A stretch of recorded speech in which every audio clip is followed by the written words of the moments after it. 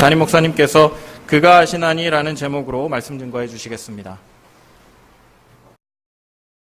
자, 우리 하나님 말씀 앞에 나아갈 때 우리 믿음의 고백으로 하나님 말씀 앞에 나아가도록 하겠습니다. 하나님 나를 사랑하신다. 하나님 내 인생에 크고 비밀한 계획 가지고 계신다.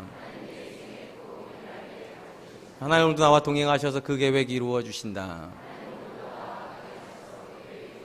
아멘. 그렇게 될 줄로 믿습니다. 아멘. 성경은 하나님께서 성도의 삶에 기대하시는 것이 오직 믿음임을 거듭하여 강조하셨습니다.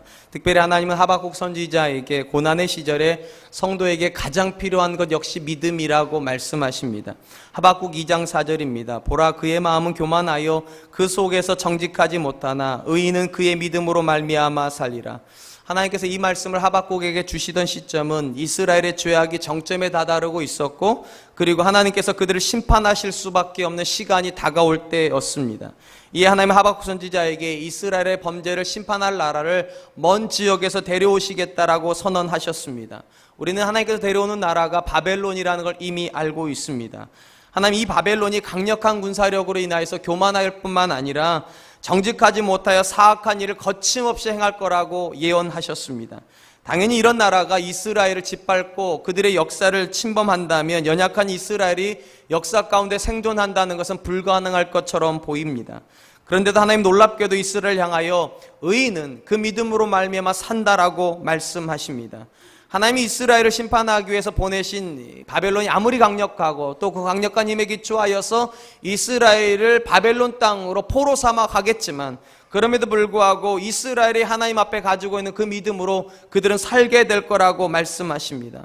놀라운 것은 하나님께서 하박국 선지자에게 믿음으로 산다라고 한 이 말씀을 주시던 바로 그 시점, 동일한 땅에서 사역하고 있었던 예레미야에게 그들이 돌아올 구원받을 날수까지 정확하게 말씀해 주셨다는 것입니다. 예레미야서 29장 10절, 여호와께서 이와 같이 말씀하시니라.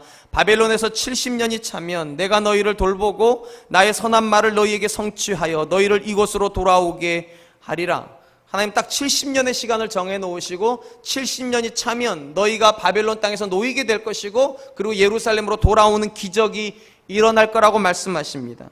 사실 이런 말씀을 믿기가 굉장히 어렵습니다. 일단 바벨론이 무너질 거라고는 당시 기준으로는 상상하기도 어렵거니와, 또 바벨론이 무너졌다 치더라도 70년 동안 바벨론 땅에서 거주했던 사람들이 모든 생계터전을 부정하고 가나안 땅으로 돌아온다는 것 역시 또한 믿기가 어렵습니다. 그도 그럴 것이 그들이 거하던 가나안 땅에서 그들이 거하게 될 땐 바벨론 땅까지 직선거리가 거의 900km입니다. 그리고 사람이 걸을 수 있는 거리로만 계산을 하면 1500km가 넘습니다. 근데 여러분, 이게 진짜 큰 문제는 이 1500km가 우리가 생각하는 그 저렇게 쉬운 길이 아니라는 것입니다. 그 길에는 짐승의 위험도 있습니다. 그리고 사막이 있습니다. 광야가 있습니다. 그러니까 그냥 며칠 내에 올 수 있는 거리가 아니라 3개월이 넘는 시간을 걷고 또 걸어야지만 돌아올 수 있는 길입니다. 한번 생각해 보시기 바랍니다. 3개월을 그냥 걸어도 쉽지 않은 땅인데 사막을 걸어야 되고 광야를 걸어야 되고 강도와 위험이 있는 그 길을 여러분이라면 걷고 싶겠습니까? 상식적으로 생각해 보면 그런 거 안 하고 싶을 것 같습니다. 근데 하나님 뭐라고 말씀하시는가? 오직 믿음으로 바벨론은 무너질 것이고 오직 믿음으로 너희는 구원을 얻을 것이며 오직 믿음으로 그 3개월의 거리를 너희는 걸어오게 될 거라고 그렇게 예언하시는 것입니다. 사실 하나님께서 성도들을 향하여 주시는 대부분의 말씀은 이렇던 현실성이라는 문제 앞에 서면 늘 믿기가 어려운 부분들을 내포하고 있습니다. 그런데 어쩌면 이것은 지극히 당연하다 생각을 합니다. 만약에 우리 이성적인 판단으로 감당할 일이라면, 그리고 우리가 경험적으로 그 일이 된다고 생각할 정도 일이라면 하나님께서 믿음으로 하라고 말씀하지 않으실 거예요. 이상하게 우리는 내가 감당할 수 없는 자녀를 키웁니다. 여러분 동의 안 하십니까? 저는 결혼할 때 딸을 낳고 싶어서, 제가 생각할 때 딸이라면 내가 좀 키울만 하겠다 싶어 그렇게 딸을 낳고 싶었는데 저는 아들만 둘 낳았습니다. 셋째도 아들 될까봐 더 이상 낳지도 못하는 믿음 없는 사람입니다. 생각하기에 딸이라면 감당할 수 있을 것 같은데 아들을 주셨어요. 그리고 하나님께서 뭐라고 말씀하시는가? 믿음으로 감당하라고. 여러분 솔직히 한번 대답해 보시기 바랍니다. 여러분 남편이 그런 남편인 줄 알았으면 결혼하시겠습니까? 여러분 아내가 그런 아내일 거라고 알았으면 결혼했겠냐고요. 근데 하나님께서 그런 남편, 그런 아내를 주셨어요. 그리고 뭐라고 말씀하시는가? 믿음으로 감당하라고. 상식적인 이야기였다면, 경험적으로 충분히 가능하고 이성적으로 충분히 판단 가능한 일이었다 하나님께서 믿음으로 하라고 말씀 안 하실 거예요. 하나님께서 힘 줄 거니까, 하나님께서 지혜 주실 거니까, 하나님께서 감당케 할 거니까 하나님을 믿는 믿음으로 감당하라는 것입니다. 현실적으로 불가능해 보여요. 현실적으로 그런 일은 안 일어날 것 같아요. 그래도 하나님 뭐라고 말씀하십니까? 오직 의인은 믿음으로 말미암아 살리라. 우리가 계속 살펴보고 있는 야고보서 내용만 해도 그렇습니다. 우리가 전 시간에 살펴본 것처럼 온갖 좋은 것이 빛들의 아버지에게서 온다고 하였습니다. 이것이 우리의 믿음의 고백입니다. 그런데 현실은 어떻습니까? 온갖 좋은 게 오는 것이 아니라 온갖 나쁜 것만 오고 있는 것처럼 보이는 것이 현실입니다. 당연히 이런 현실 앞에 서면 우리는 갈등해야만 합니다. 믿음대로 살 것인가? 현실에 순응할 것인가? 믿음은 하나님께서 온갖 좋은 걸 주신다고 하는데 현실은 나쁜 것만 오고 있는 것. 이 나쁜 거를 나쁜 거라고 받아야 되는가? 아니면 나쁜 것 안에 하나님의 선한 것이 있다고 믿음에서 받아야 되는가? 딜레마가 있습니다. 당연히 그런 관점에서 신앙은 어려움일 수밖에 없어요. 이성적으로 판단하기가 쉽지가 않고 경험적으로 절대 복이라고 생각되지 않는 것을 믿음으로 복이라고 말을 하고 믿음으로 선이라고 말을 하면서 나아가야 되니까 믿음 생활은 쉽지 않을 수밖에 없습니다. 오늘 본문은 바로 이런 갈등 속에서 늘 살 수밖에 없는 성도들을 향하여 성도가 고난의 시절에 속히 해야 될 것과 더디해야 될 것이 있다라는 교훈을 주고 있습니다. 19절입니다. 내 사랑하는 형제들아 너희가 알지니 사람마다 듣기는 속히 하고 말하기는 더디하며 성내기도 더디하라. 특별히 이 본문을 일반적으로 주석가들은 사람 간의 관계에서 주는 교훈이라고 생각을 합니다. 그래서 대부분 이렇게 말을 해요. 귀가 두 개고 입이 하나인 것은 듣기는 속히 하고 말하는 건 더디하라고, 두 번 듣고 한 번 말하라고, 이런 식으로 이 본문을 해석을 합니다. 뭐 틀렸다는 얘기가 아니고 이렇게 그런 식으로 해석을 하면 약간 어색합니다. 왜냐하면 야고보서 3장에 가보면 사람의 말에 대한 교훈이 또 나와요. 사람 앞에서 사람끼리 하는 말에 대한 교훈이. 야고보가 영감받아 쓴 책인데 똑같은 이야기를 두 번 할 이유가 없지 않겠습니까? 그리고 이 다음 본문을 보면 하나님 말씀의 순종에 대한 이야기가 나옵니다. 그런 관점에서 놓고 보면 여기서 듣는 대상은 하나님의 말씀일 것이고 우리가 말하는 대상도 역시 하나님이라고 말하는 게 훨씬 정확할 것입니다. 그러니까 고난의 시절에 우리가 하나님께 어떻게 들어야 되는가, 그리고 하나님께 어떤 말을 해야 되고 어떤 말을 하지 말아야 되는가에 대한 교훈을 주고 있다. 저는 이 본문을 그렇게 생각을 합니다. 야고보는 먼저 이렇게 말을 합니다. 고난의 시절에 속히 해야 될 것이 있다고. 뭐를 속히 해야 된다고 말을 합니까? 듣기를 속히 해야 된다고 합니다. 그렇다면 여러분, 성도가 하나님의 말씀을 속히 듣는다는 것은 어떤 의미입니까? 속히 한다는 말 속에 아마 중요한 뜻은 이런 것일 것입니다. 뒤로 미루지 말라고. 일반적으로 우리는 중요한 일은 뒤로 미루지 않습니다. 중요한 일은 빨리 처리하려고 합니다. 당연히 성도가 하나님의 말씀을 속히 해야 된다는 뜻 속에는 하나님 말씀이 그만큼 우선순위가 앞서야 된다는 것입니다. 다른 어떤 것보다도 하나님 말씀 듣는 일이 우리 삶에 우선순위가 있어야 된다고. 또한 이 본문 속에 있는 속히 한다는 말씀 속에는 그 말씀에 대한 열정을 담고 있는 것일 것입니다. 일반적으로 우리는 중요한 일도 속히 하지만 좋아하는 일도 속히 합니다. 좋아하는 일을 하고 싶어서 막 달려가잖아요. 싫은 일은 어찌하든지 늦게 가려고 하지만 마찬가지로 하나님의 말씀은 우리에게 중요하기도 하고 우리에게 유익하기도 하니까 속히 해야 된다라고 그렇게 말씀하십니다. 누가복음 10장에 보면 이 속히 한다는 의미를 잘 보여주는 이야기가 나옵니다. 우리가 잘 아는 마리아와 마르다에 대한 이야기입니다. 예수님께서 어느 날 12명의 제자를 거느리시고 이 두 자매 집에 가셨습니다. 그 다음 이야기 여러분이 너무 잘 아십니다. 마르다는 예수님과 제자들을 섬기기 위하여서 주방에 들어가서 열심히 일을 하는데 동생은 예수님의 발 앞에서 말씀을 듣습니다. 이 사실이 마르다에게 굉장히 불편했어요. 일단 마리아가 괘씸해 보여요. 언니는 고생시키고 있으니까. 그리고 또 예수님이 굉장히 불편해요. 아니, 언니가 고생하는 거 뻔히 보이면 동생을 보내줘야 될 텐데 그 자리에 그대로 붙잡고 있으니까 예수님께도 서운해요. 그래서 마르다가 와서 이렇게 말하죠. 예수님, 내가 혼자 고생하는 게 안 보이십니까? 그렇게 얘기를 합니다. 이때 예수님께서 마르다에게 굉장히 독특한 이야기를 하십니다. 성경에 이렇게 기록으로 되어 있습니다. 누가복음 10장 41절 42절 주께서 대답하여 이르시되 마르다야 마르다야 내가 많은 일로 염려하고 근심하나 몇 가지만 하든지 혹 한 가지만이라도 족하니라. 마리아는 이 좋은 편을 택하였으니 빼앗기지 아니하리라 하시니라. 우리 성경은 번역을 굉장히 잘하긴 했는데 느낌이 확 와닿게 해놓지 않았습니다. 막연해요, 느낌이. 그래서 좀 느낌이 와닿는 번역으로 제가 읽어드리려고 합니다. 유진 피터슨이 번역한 메시지 성경 이 본문을 이렇게 번역을 하고 있습니다. 주님께서 말씀하셨습니다. 마르다야, 사랑하는 마르다야, 내가 지나치게 염려하여 아무것도 아닌 일로 흥분하고 있구나. 마리아는 가장 중요한 한 가지 일을 택하였다. 그러니 마리아는 그것을 빼앗기지 않을 것이다. 예수님께서 지금 뭐라고 말씀하시는가? 마르다가 여러 분주한 일을 하고 있답니다. 이게 하찮은 일은 아니지만 그렇게 중요한 일도 아니라는 거예요. 이렇게 화를 낼 만큼, 그 일이 안 되면 막 분노할 만큼 그렇게 중요한 일은 아니라는 거예요. 근데 정말로 마리아와 마르다 사이에서 가장 중요한 일 한 가지가 있는데 그거를 지금 마르다가 하고 있는 것이 아니라 마리아가 하고 있답니다. 그 한 가지 일이 뭐냐? 주의 말씀을 듣는 일이라고. 마리아는 이 중요한 편을 선택하였다고. 너는 사소한 일에 분주하지만 마리아는 중요한 한 가지 일을 선택했다고. 이 야고보서가 우리에게 속히 하라고 하는 말씀 속에는 그 뜻이 들어가 있습니다.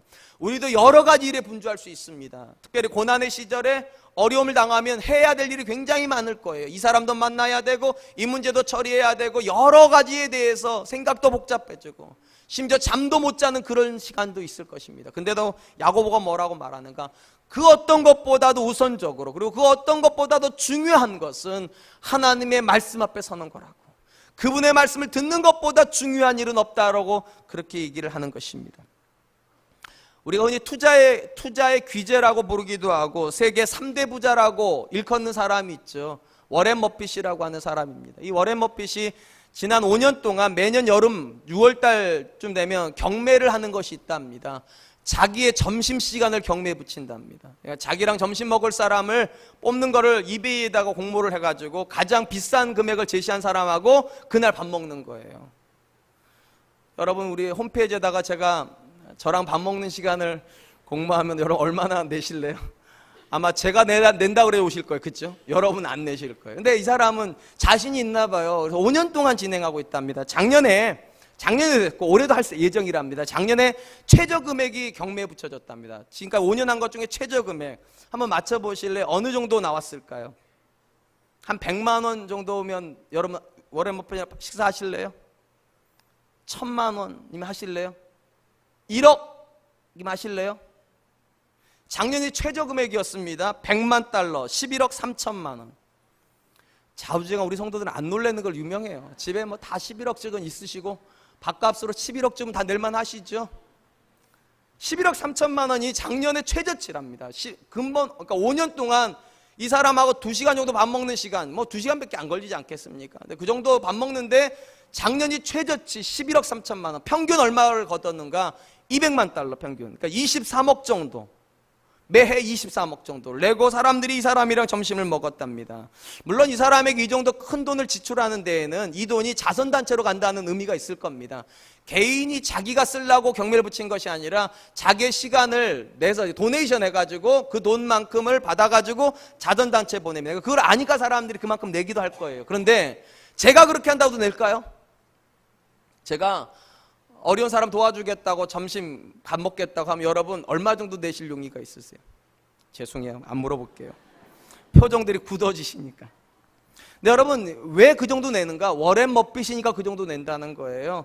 그 사람에게 자기가 지출하는 돈보다 훨씬 가치 있는 정보를 얻을 수 있다는 기대감이 있으니까 투자하는 것마다 어마어마한 수익을 남기고 세대 3대 부자가 될 정도의 사람이라면 그 사람이 하는 말 속에는, 그 사람이 주는 지식 속에는 그가 지출하는 금액보다 훨씬 많은 것이 있다라고 믿기 때문에 지출하는 것일 것입니다.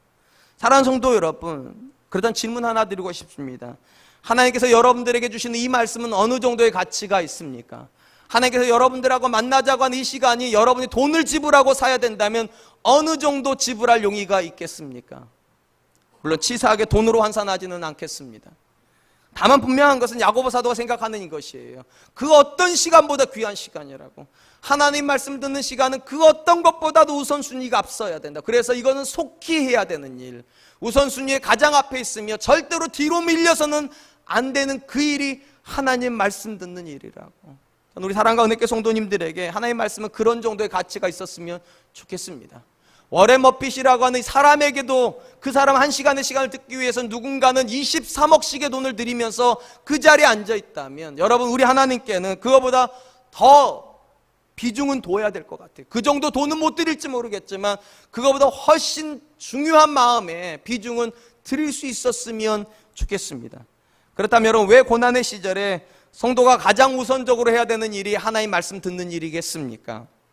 물론 여러 가지 답이 가능하겠지만 가장 근본적인 이유는 우리가 지금 당하고 있는 고난에 대해서 무지하기 때문입니다.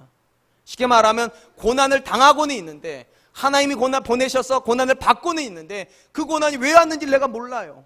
도대체 그 고난이 무슨 목적으로 왔으며 내가 어떻게 이겨야 되는지 몰라요. 알면 안 들어도 돼요. 모른다면 들어야 돼요. 왜냐하면 보내신 분이 하나님이시니까. 그분이 그 고난의 의미를 아시고 그분이 그 고난의 목적을 아시며 그분이 그 고난을 이겨내는 모든 방법을 알고 계신다면 우린 그분 앞에 나아가야 될 것입니다. 그러므로 사랑하는 성도 여러분, 하나님 앞에 나아가시길 주저하지 마십시오. 특별히 고난의 시절입니까? 하나님을 오해하지 않기 위해서 하나님 앞에 나아가야 돼요. 성경은 절대로 말을 합니다. 하나님 우리를 시험하지 않으신다고. 근데 어찌된 일인지 우리가 만나는 시험은 마치 하나님께서 나를 작정하고 시험하시는 것 같아요. 무너뜨리려고 그러시는 것, 나를 죽이려고 하는 것 같아요. 근데 성경에 그런 거 없다니까요. 내가 오해하고 있는 거예요. 그렇기 때문에 하나님 말씀 앞에 나아가야 되는 거예요. 하나님을 오해하지 않기 위해서, 그리고 믿음에서 실족하지 않기 위해서 하나님께 나아가야 되는 것입니다. 시편 119편은 시편 중에 가장 긴 장입니다. 그리고 이 긴 장 안에 딱 한 주제만 다루고 있습니다. 말씀이라고 하는 주제만 다루고 있어요. 176절 안에 말씀이 가지고 있는 능력, 말씀을 대하는 성도의 태도에 대해서 기록을 하고 있습니다. 특별히 이 말씀에 대한 능력 중에서 고난의 시절에 말씀이 가진 능력이 이렇게 기록이 되어 있습니다. 시편 119편 49절로 50절입니다. 주의 종에게 하신 말씀을 기억하소서. 주께서 내게 소망을 가지게 하셨나이다. 이 시편이 굉장히 멋있어요. 하나님의 말씀을 만나고 그거 어떻게 했다고? 소망을 따졌대요. 소망. 하나님의 말씀 안에서 소망을 가졌습니다. 그리고 이렇게 얘기합니다. 이 말씀은, 쉽게 말하면 내게 소망이 된 그 말씀입니다. 이 말씀은 나의 고난 중에 위로라. 주의 말씀이 나를 살렸기 때문이니이다. 뭐가 살렸다고요? 말씀이 살렸대요. 문제가 해결돼서 살았다고 말하는 게 아니에요. 문제가 잘 풀려서 살았다고 말하지 않아요. 문제는 여전히 그대로 있는데 그 말씀이 나를 살렸대요. 우리 성도님들 중에 그런 경험한 분들이 있어요. 분명히요. 문제는 그대로 있는데 말씀을 듣다가 비수같이 꽂히는 말씀이 있어요. 마치 나들으라고 하나님께서 확성기로 크게 말씀하시는 것처럼 문제는 해결이 안 됐어도 그렇구나, 하나님 나를 아시는구나, 내 문제를 아시는구나, 하나님께서 말씀을 주시면 그 말씀이 사람을 살리는 경험 하셨을 거예요. 그러므로 사랑하는 성도 여러분, 저는 우리 사랑과 은혜교회 성도님들이 고난 중에 말씀의 소망을 만날 수 있기를 축원드립니다. 그리고 여러분 믿으셔야 돼요. 그 말씀이 여러분을 살립니다. 그 말씀이 여러분을 소송케 합니다. 그 말씀이 우리 가정을 살립니다.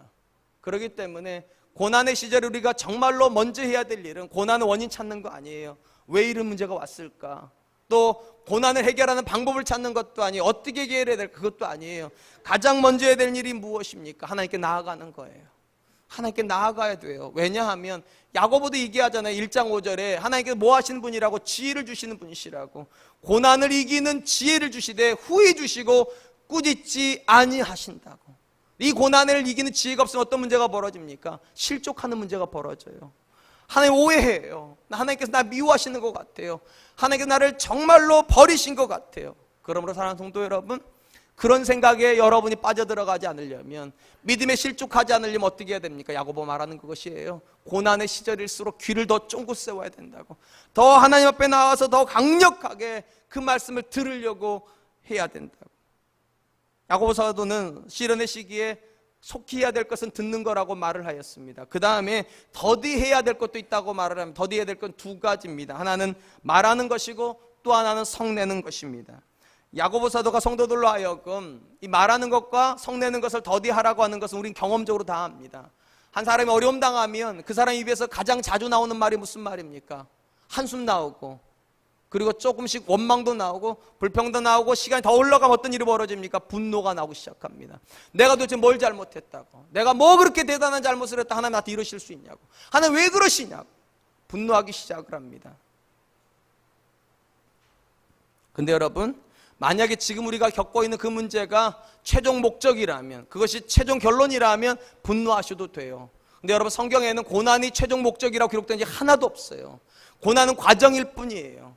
결론은 우리 몰라요. 사실은 결론을 모르는데 과정만 보고 평가를 하고, 과정만 보고 말을 하고, 과정만 보고 분노하는 건 어리석다는 거예요. 끝까지 가보고 나서 얘기하라는, 끝까지 가보고 나서. 가끔 여행하다 보면 길이 험할 때가 있어요. 그럼 사람들이 막 불평해요. 근데 그 길을 다 가가지고 목적지 가본 사람 뭐라고 말합니까? 조금만 기다려보라고, 놀라운 일이 기다리고 있다고, 거기 가면 이렇게 얘기할 거야, 여기까지 데려와 준 거 고맙다고 생각할 거라고. 그러니까 길을 모르는 사람은 과정에서 불평하는 건 맞아요. 근데 길을 아는 사람은 그 길을 가요. 그 끝에 이게 목적이 아니라 그 끝에 목적지가 있으니까. 하나님은 우리 길을 다 아시는 분이 있어요. 우리가 어떤 길을 가는지 험한 거 다 알지만 그것보다 더 아시는 건 데리고 가시고자 하는 목적지를 그분이 아세요. 고난은 과정일 뿐이에요. 그러므로 사랑하는 성도 여러분, 왜 우리가 고난의 시절에 말하는 걸 조심해야 됩니까? 우리는 아직 최종 목적지에 못 가봤기 때문이에요. 어떤 결론이 기다리고 있는지 우리는 모르기 때문이에요. 그렇기 때문에 지금은 말하는 것이 아니고 지금은 분노하면 안 된다는 것입니다. 우리가 현재 겪고 있는 시련에 대해서 너무 일찍 판단하고, 너무 속히 말하고, 너무 속히 분노하는 것이 얼마나 어리석은가를 보여주는 사건 하나가 있습니다. 그게 홍해 사건입니다. 출애굽기 14장에 보면 이스라엘이 홍해 앞에 서는 사건이 나와요. 우린 이 사건 너무 잘 압니다. 이스라엘이 출애굽하고 나서 그들은 의기양양하게 길을 떠났습니다. 그러다가 하나님께서 어디 길로 그들을 몰고 가셨냐면 홍해길로 몰고 가셨습니다. 얼마든지 북쪽으로 올라가가지고 가나안 땅으로 갈 수 있었는데도 하나님께서 그렇게 하지 않으신 이유가, 전쟁을 보면 두려워할까봐 길을 피해가게 하신 것이 홍해길입니다. 근데 이게 더 큰 문제를 가져온 것처럼 보여요, 현실적으로. 왜냐하면 바로가 왜 군대를 가지고 쫓아왔는가? 이스라엘이 홍해길로 들어갔다는 이야기를 듣고 쫓아온 겁니다. 홍해길은 막다른 길이에요. 도망갈 수가 없어요. 그리고 좌우로는 광야길이라 도망가도 못 살아요. 그러니까 가는 길 하나, 나오는 길 하나예요. 들어갔기 때문에 나오는 길로만 쫓아오면 반드시 잡는다는 거예요. 그래서 바로가 군대를 가지고 쫓아옵니다. 앞에는 홍해가 막고 있고 뒤에는 바로가 쫓아오는 이때 그들이 제일 먼저 했던 행동은 기도였습니다. 성경에 이렇게 기록을 합니다. 출애굽기 14장 10절. 바로가 가까이 올 때 이스라엘 자손이 눈을 들어본즉 애굽 사람들이 자기들 뒤에 이른지라. 이스라엘 자손들이 심히 두려워하여 여호와께 부르짖고. 사실 이때까지만 해도 이들이 믿음의 길에서 실패하지 않고 있습니다. 기도합니다. 간절히 기도합니다. 그런데 기도는 하지만 뒤에서 들려오는 소리는 더 강력해집니다. 그리고 앞에는 더 짠내음이 점점 느껴지고 바다가 보이기 시작하는 순간부터 기도는 사라져버리고 이제 원망이 시작이 됩니다. 출애굽기 14장 11절. 그들이 또 모세에게 이르되 애굽에 매장지가 없어서 당신이 우리를 애굽에서 이끌어내어 우리에게 이 광야에서 죽게 하느냐? 어찌하여 당신이 우리를 애굽에서 이끌어내어 우리에게 이같이 하느냐? 원망이 시작됐습니다. 그런데도 문제가 해결되지 않자 이제는 분노가 폭발되기 시작합니다. 출애굽기 14장 12절. 우리가 애굽에서 당신에게 이른 말이 이것이 아니냐? 이르기를 우리를 내버려 두라. 우리가 애굽 사람을 섬길 것이라 하지 아니하더냐? 애굽 사람을 섬기는 것이 광야에서 죽는 것보다 낫겠노라. 결국 죽이려고 데리고 나왔냐고. 결국 그거였냐고. 가만 놔두라고 하지 않았냐고. 우리도 그럴 때가 있지 않습니까? 안 믿으려고 그랬는데 하나님께서 사랑한다고 어찌나 얘기하시는지 속아가지고 믿었는데, 죄송해요 이렇게 말해가지고 혹해서 믿었는데 사랑을 하지 말든지, 사랑하셨으면 좋은 길을 주시든지, 사랑해놓고 왜 어려운 길을 주냐는 거예요. 왜 죽을 것 같이 어렵게 만드냐고. 분노가 목까지 올라오고 쏟아져 나왔어요. 현실적으로 놓고 보면 모세를 향해서 원망하고 모세를 향해서 분노하는 것 같아요. 근데 여러분 사실은 그렇지 않아요. 이 모든 게 다 하나님께 하는 거예요. 왜냐하면 모세는 사역자거든요. 쉽게 말하면 스피커예요. 말은 다 하나님이 모세 입에 담아준 거죠. 너는 가서 이렇게 일으라고, 너는 가서 이렇게 계속 그렇게 하지 말이 뭐예요? 하나님이에요. 모세는 하나님을 대변하는 사람이에요. 그러니까 결과적으로 이스라엘 사람들은 누구를 원망한 겁니까? 하나님을요. 누굴 향해 분노한 겁니까? 하나님을요. 그다음에 여러분 한번 생각해 보시기 바랍니다. 이들의 분노가 타당하지 않습니까? 이들의 원망하는 것이 이치에 안 맞습니까? 사실은 아니에요. 다 이치에 맞아요. 여러분 한번 생각해 보세요. 이스라엘이 가나안 땅 가고 싶다고 그런 겁니까? 아니에요. 하나님께서 소망을 주신 거예요. 소망을 줬기 때문에 가나안 땅 가러 나온 거예요. 이스라엘이 홍해길 선택한 겁니까? 아니에요. 하나님이 선택하신 거예요. 다 하나님이 하셔놓고서는 이제 사람을 죽이려고 하는 거예요. 그러니 당연히 그들이 원망하죠. 당연히 불평하죠. 당연히 분노하는 말이 나옵니다. 근데 놀라운 사실 하나 말씀드릴까요? 이게 출애굽기 14장이고요. 한 장만 넘어가면 출애굽기 15장은 원망과 불평과 분노는 싹 사라지고 찬송으로 나온다는 거. 이렇게 시작을 합니다. 출애굽기 15장 1절. 이때에 모세와 이스라엘 자손이 이 노래로 노래하여 이르되 내가 여호와를 찬송하리니 그는 높고 영화로우시며 말과 그 탄자를 바다에 던지셨음이로다. 여러분, 이스라엘이 방금 전까지, 반나절 전까지만 해도 원망, 불평, 분노가 가득했던 입술이 그 언어들이 싹 바뀌어가지고 노래하고 찬송하고 영광을 하나님께 돌립니다.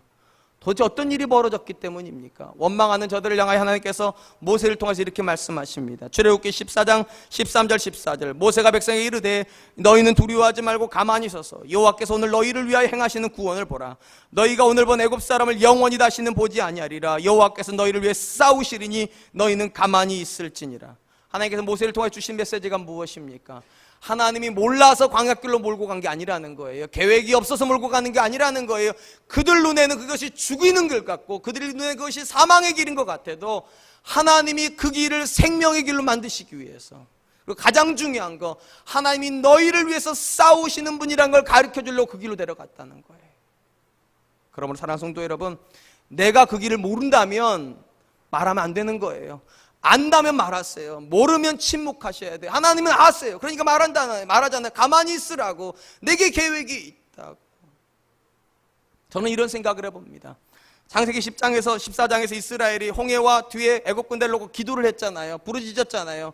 그리고 원망과 불평 싹 빠지고 부르짖은 다음에 모세가 손을 딱 벌리면서 하나님이 우리를 위해서 싸우시느니라, 바다 쫙 갈라지고 건너가서 15장에서 하나님을 찬양하면 얼마나 자연스러워요. 근데 이것들은 할 것 다 해버렸어요. 기도도 했죠, 원망도 했죠, 불평도 했죠, 하나님의 영광도 받죠, 찬양도 하죠. 할 것 다 해버렸어요. 우리랑 똑같아요. 기도도 하면서 원망하고, 기도하면서 절망해버리고, 기도하면서 낙심해버리고, 기도하면서 분노해버리고, 그리고 하나님이 이루어주시면 또 하나님이 했다고 또 좋아하고. 왜 우리 주변 사람들이 우리를 보고서 믿음 생활을 못할까요? 할 걸 다 해버리니까. 그들이 하는 거 우리도 다 해버려요. 그들이 원망할 때 우리는 원망 안 해야 되는데, 그들이 분노할 때 우리가 분노 안 해야 되는데, 기도하면서 분노하고 기도하면서 원망하니, 그리고 하나님이 이렇다면 누가 믿겠어요? 그걸요. 할 거 다 해놓고서는. 죄송해요, 제 얘기인데 여러분들한테 뒤집어 씌워가지고. 사랑하는 성도 여러분, 여러분이 가는 길을 아신다면 할 거 다 하셔도 돼요. 아시는 분들이시니까. 근데 여러분이 모르신다면 그렇게 하면 안 되는 거예요. 그 길이 어디로 가는지 우리 모르잖아요. 그 과정이 끝이 어딘지 아세요, 여러분? 모르시면 아보고 하는 말이 그거예요. 지금은 들어야 된다고. 하나님의 음성을 들어야 된다고. 그리고 나중에 말해도 늦지 않고, 나중에 판단해도 늦지 않고, 나중에 원망해도 늦지 않다고. 왜냐하면 우리는 결론을 보장받았다는 거예요. 하나님께서 계획이 있어서 글로 가시는 거죠. 우리는 계획 없는 길을 걷지 않습니다. 우리는 계획 있는 길을 걸어요. 내 눈에 그것이 사망의 길로 보이는 것뿐이에요. 하나님 눈에는 생명의 길이에요. 우리가 그 사실을 믿는다면 판단을 유보해야 돼요. 사랑하는 성도 여러분, 혹시 믿음으로 살아보려고 몸부림을 치지만 지금 여러분이 겪고 있는 문제 때문에 불평하게 되십니까? 심지어 분노하게 되십니까? 그럼에도 불구하고 제가 여러분 당부드리고 싶습니다. 분노를, 원망을, 판단을 유보하세요. 이스라엘 앞에서 홍해는 저들에게 사망의 길처럼 보였어요. 그래서 그들은 쉽게 판단해 버렸어요. 근데 사실은 그것이 사망의 길이 아니었어요. 생명의 길이었어요. 하나님의 길을 활짝 열어주세요. 그리고 그들은 그 길을 통과했고, 누구의 사망의 길이 되었습니까? 애굽 사람들에게 사망의 길이 되어버렸어요. 그러므로 사랑하는 성도 여러분, 아무리 우리 생각에 죽일 것 같은 길이고 소망이 없는 것 같을지라도 믿으셔야 돼요. 하나님이 여러분 죽이지 않으세요. 하나님이 여러분 미워하지 않으세요. 아멘 하는 게 신상이 굉장히 좋아요. 믿으셔야 돼요. 하나님 놀라운 계획이 있어요. 하나님 말씀하실 거 똑같지요. 너희는 가만히 있으라. 내가 너희를 위해서 싸우는 것을 너희가 알게 되리라. 우리가 모른다면 우리가 할 수 있는 건 기도예요. 우리가 모른다면 우리가 할 수 있는 건 듣는 거예요. 하나님이 뭐라고 말씀하시는지, 이 길을 통하여서 그분이 뭐라고 말씀해 주신지 들어야 돼요. 들었던 모세는 두려워하지 않습니다. 하나님께 기도하였던 모세는 손을 뻗어서 바다를 갈라냅니다. 우리 사랑과 은혜 성도님들이 그런 분들 되시기를 축원드립니다. 한편 야고보 사도는 말과 성내는 것을 더디하라고 말한 이후에 특별히 성내는 부분에 대해서만 다시 한번 부연 설명합니다. 20절, 사람이 성내는 것이 하나님의 의를 이루지 못함이니라. 하나님께 분노하는 것이 하나님 의를 이루지 못한다. 성경에서 하나님 의라고 하는 단어는 가장 보편적으로 번역되는 것이 하나님과 좋은 관계라는 뜻을 가지고 있습니다. 올바른 관계. 그러니까 우리가 하나님 앞에 분노하면 하나님과 올바른 관계가 맺어지지 않는다는 거예요. 왜 그런지는 우리 다 알고 있습니다. 하나님께서 데살로니가 교회를 향해서 주실 때 이런 말씀 주시죠. 항상 기뻐하라, 쉬지 말고 기도하라, 범사에 감사하라. 이는 그리스도 예수 안에서 너희를 향하신 하나님의 뜻이니라. 쉽게 말하면 하나님이 정하신 룰이 있다는 거예요. 하나님과 바른 관계를 맺으려면 세 가지를 하고 있어야 돼요. 항상 기뻐하고 있어야 돼요. 쉬지 말고 기도하고 있어야 돼요. 범사에 감사하고 있어야 돼요. 근데 여러분 오해하지 마세요. 우리가 이렇게 세 가지를 할 수 있는 이유는 절대로 우리 인생 가운데 좋은 일만 일어나기 때문이 아니에요. 평탄한 길만 있기 때문이 아니에요. 딱 하나 때문이에요. 믿음 때문이에요. 뭐를 믿는가? 하나님이 내 인생에 계획을 가지고 있다는 걸 믿는 것이고, 지금 이 상황에도 하나님이 일하고 있다는 걸 믿는 거예요. 그 믿음 때문에 기뻐할 수 있는 거고, 그 믿음 때문에 기도하는 거고, 그 믿음 때문에 좌절하는 것이 아니라 감사할 수 있다는 거예요. 그런데 만약 우리가 원망하고 있다면, 만약 우리가 분노하고 있다면 뭐가 없다는 뜻입니까? 그 믿음 없다는 거예요. 하나님이 지금 내가 겪고 있는 이 고난 속에 뜻을 가지고 있다는 거 안 믿는 거예요. 그리고 이 고난 속에서 하나님이 길을 열어주실 수 있다는 거 안 믿는 거예요. 그러니까 하나님과 좋은 관계 안 맺어져요. 그러므로 사랑하는 성도 여러분, 하나님과 좋은 관계를 맺으시려면 원망 내려놓으셔야 돼요. 분노 내려놓으셔야 돼요. 하나님을 향하여서 불평하는 마음 내려놓으셔야 돼요. 그리고 세 가지를 취하셔야 돼요. 기뻐하셔야 돼요. 그럼에도 불구하고 기뻐하셔야 돼요. 그럼에도 불구하고 기도하셔야 돼요. 아멘 하시는 게 신상이 좋다니까요. 그럼에도 불구하고 감사하셔야 돼요. 그러면 하나님과 관계가 맺어지고 하나님이 우리를 위해서 일하시는 역사가 일어날 것입니다. 더욱 큰 문제는 여러분, 우리가 하나님 앞에서 원망하고 불평하고 절망을 하면 우리와 하나님 관계만 무너지는 게 아니에요. 내 주변에 있는 사람들도 하나님과 좋은 관계 못 맺어요. 한번 생각해 보세요. 매일같이 엄마가 기도하러 와가지고 기도하고 집에 가가지고 원망 불평 좌절하면 그 집 아이가 하나님과 좋은 관계 맺겠습니까? 못 맺어요. 내가 하나님 앞에 할 것 다 해버리면, 원망도 하고 불평도 다 해버리면 내 옆에 있는 사람들은 믿음 못 봐요. 여러분 한테서 뭔가가 빠져나와야 돼요. 그 사람들은 하지만 여러분이 안 하는 게 있어야지 믿음이 비밀이 돼요. 그 사람들은 문제를 만나면 다 원망해요. 불평해요. 절망해요. 그러나 믿음은 그 상황 속에서도 기도하는 거예요. 그 상황 속에서도 기뻐하는 거예요. 그 상황 속에서 감사하는 거예요. 그럼 그들이 아는 거예요. 믿음은 비밀이구나. 뭔가가 있구나. 내가 하는 불평을 저는 안 하는구나. 내가 하는 좌절을 저는 안 하는구나. 내가 하는 분노를 저 사람은 안 하는구나. 그러므로 사랑하는 성도 여러분, 좋은 관계 맺고 싶으세요? 여러분 입술을 조심하세요. 시편 기자가 이렇게 말을 합니다. 시편 141편 3절, 여호와여 내 입에 파수꾼을 세우시고 내 입술의 문을 지키소서. 하나님과 내 관계를 깨트리는 말은 내 입에서 나가지도 말게 해주시고, 그들과 하나님의 관계를 깨트리는 말도 내 입에서 나가지 않게 해주십시오. 파수꾼을 세워 주십시오. 특별히 부탁드립니다. 이 자리에 부모님들 많이 계시니까 여러분들 자녀들 앞에서 교회 이야기 함부로 하지 마세요. 목사님 얘기 함부로 하지 마세요. 저도 알아요. 한국교회가 어렵다는 거, 그리고 한국교회가 타락했다는 거, 그리고 그 중심에 목사님이 있다는 거 저도 알아요. 여러분도 아셔요. 맞아요. 근데 여러분, 저와 여러분들은 사람 보고 신앙생활 하지 않잖아요. 그럼에도 불구하고 하나님 보고 신앙생활 하잖아요. 근데 여러분 자녀는 사람 보고 해요. 믿음이 없기 때문에. 그 목사님이 좋아했는데, 내 자녀가 그 목사님 좋아하는데 여러분이 가가지고 내가 그 목사님 그거 아니래, 뻥이래, 그거 알려줘서 뭐 할 거예요? 그 자녀 감당 못하는데. 사랑하는 성도 여러분, 여러분은 감당을 해도 여러분 자녀 감당을 못할 일이면 말 안 하는 게 덕스러운 거예요. 오히려 하나님 앞에서 그 자녀에게 뭘 강조해야 됩니까? 하나님 은혜를 강조해야 돼요. 하나님 은혜를. 목사님이 은혜 못 끼치면 여러분이 은혜 끼쳐줘야 돼요. 하나님 너 사랑하신다고, 우리 인생을 어떻게 인도하시는지, 우리 가정 어떻게 인도하는지. 근데 어찌된 일인지 부모님들이 말을 가리지를 않아요. 자녀 앞에서 목사님 욕해버려요. 교회 욕해버려요. 그 자녀 교회 못 나와요. 절대로 못 나와요. 여러분들이 그 자녀가 하나님과 올바른 관계 맺는 거 다 망가뜨리신 거예요. 그러므로 파수꾼을 세우셔야 돼요. 고난의 시절에는 더디해야 될 것이 있어요. 말하는 거 더디해야 돼요. 판단하는 거 더디해야 돼요. 분노하는 거 더디해야 돼요. 그래야지 하나님의 의가 이루어져요. 마지막으로 야고보가 이 이야기를 이렇게 마무리합니다. 21절. 그러므로, 이게 결론이에요. 그러므로 모든 더러운 것과 넘치는 악을 내어버리고 너희 영혼을 능히 구원할 바 마음에 심어진 말씀을 온유함으로 받으라. 야고보가 이렇게 말을 합니다. 이 입술에서 모든 더러운 거, 넘치는 악을 싹 버려버리고 말씀에 심겨놓은 마음에 심겨놓는 말씀을 온유함으로 받으라고.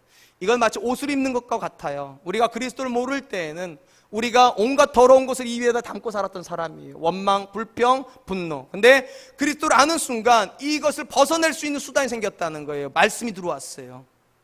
말씀을 따라서 상황을 판단하고, 말씀을 따라서 기도하고, 말씀을 따라서 감사하고, 말씀을 따라 기뻐하다 보면 하나님께서 일을 이루시는 걸 보게 될 거라는 거예요. 그러므로 사랑하는 성도 여러분, 감정적으로 반응하지 마세요. 즉각적으로 반응하지 마세요. 말씀 앞에 먼저 가세요.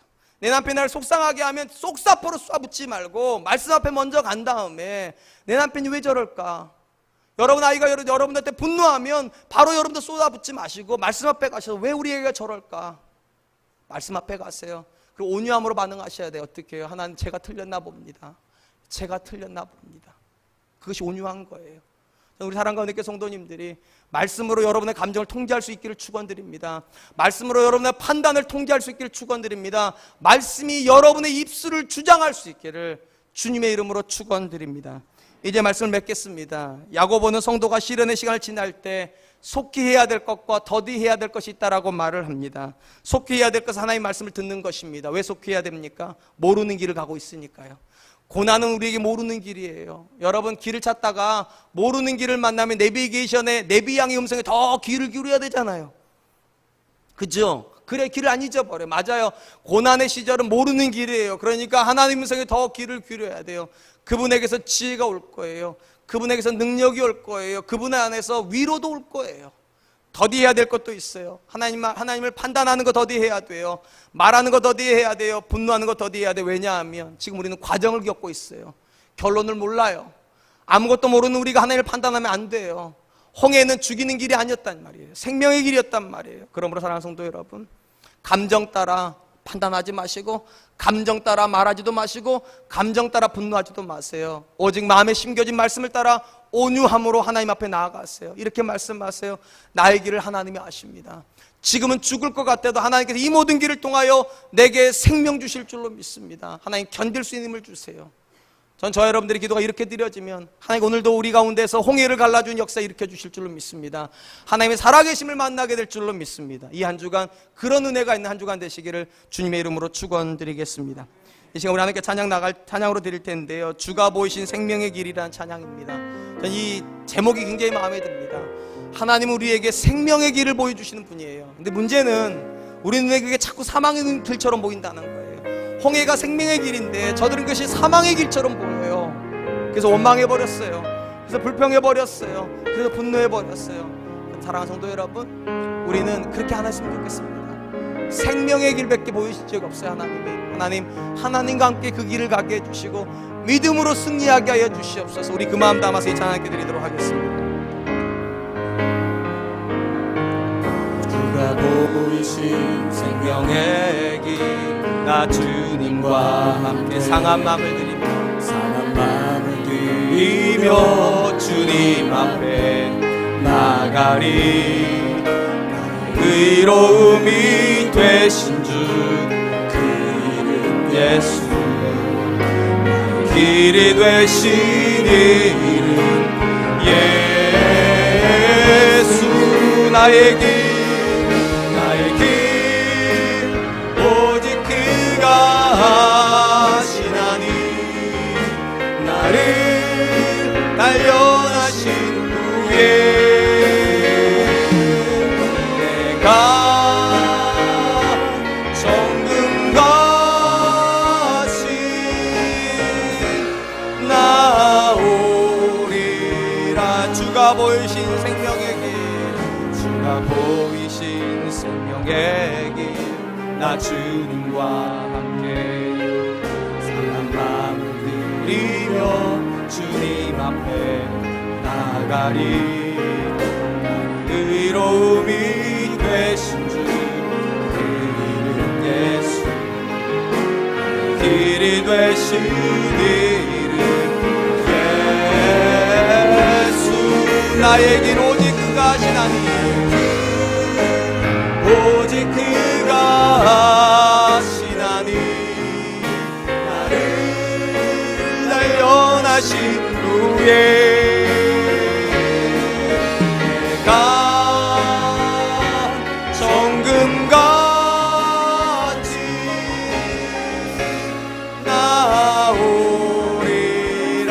나의 길 오직 그가 하시나니 나의 길 오직 그가 하시나니 나를 단련하신 후에 내가 정금같이